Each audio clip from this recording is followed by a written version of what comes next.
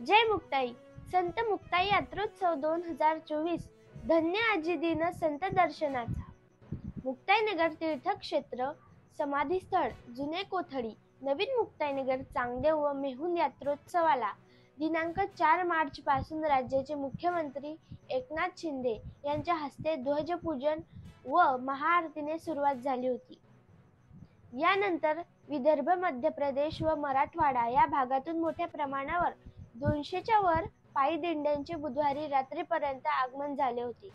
टाळ मृदंगाच्या गजरात संत मुक्ताईच्या नामघोषात रात्रभर जागर करीत गुरुवारी पहाटे 4 वाजेला आमदार चंद्रकांत पाटील यांनी सपत्नीक संत मुक्ताई साहेबांचा अभिषेक व पूजन आणि महाआरती केली.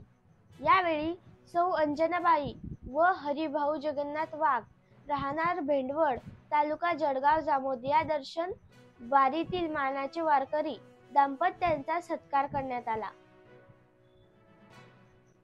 यावेळी संत मुक्ताई संस्थानचे अध्यक्ष ॲडव्होकेट रवींद्र भैयासाहेब पाटील, विश्वस्त संग्राम पाटील, संत मुक्ताई पालखी सोहळा प्रमुख रवींद्र हरणे महाराज, व्यवस्थापक उद्धव महाराज जुनारे, ज्ञानेश्वर महाराज हरणे, मुक्ताईनगर सिव्हिल सोसायटीचे सेवेकरी सदस्य तसेच हजारो वारकरी व भाविकांची मोठ्या संख्येने उपस्थिती होती. यात्रोत्सव महोत्सवात अवघा परिसर दुमदुमला होता.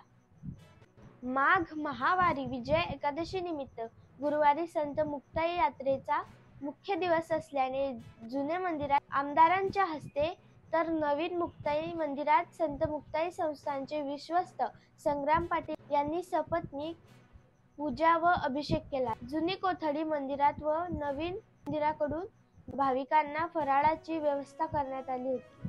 भाविकांची गैरसोय टाळण्यासाठी संस्थानतर्फे दर्शनवारीची नियोजनबद्ध व्यवस्था करण्यात आलेली होती.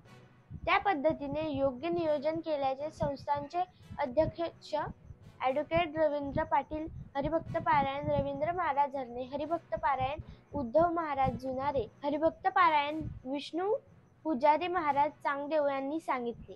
कोथळी, मुक्ताईनगर, मेहुण व चांगदेव परिसरात टाळ मृदंग व मुक्ताईच्या नामघोषाने अवघा परिसर न्हाऊन निघाला होता. अतिशय भक्तिमय वातावरणात यात्रोत्सवाची सुरुवात झाली असून आलेल्या पायी दिंड्यांच्या प्रत्येक फडावर हरिकीर्तन व भजनाचे अतिशय उल्हसित वातावरण बनलेले आहे. तर गेल्या 10 ते 15 दिवसांपासून मुक्ताईच्या दर्शनाच्या ओढीने पायी निघालेल्या दिंडी सोहळ्याचे आईसाहेब मुक्ताई दर्शन होताच. धन्य आजी दिन संत दर्शनाचा अनंत जन्मीचा क्षीण गेला. मज वाटे त्यासी आलिंगन द्यावे, कदा न सोडावे चरण त्यांचे. त्रिविध तापाची झाली बोळवण, देखिले चरण वैष्णवांचे. एका जनार्दनी घडो त्यांचा संग, न व्हावा वियोग जन्मोजन्मी. या शांतीब्रह्म श्री संत एकनाथ महाराज यांच्या अभंगाप्रमाणे सर्व भाविकांचे आनंदमय भाव दिसून येत होते.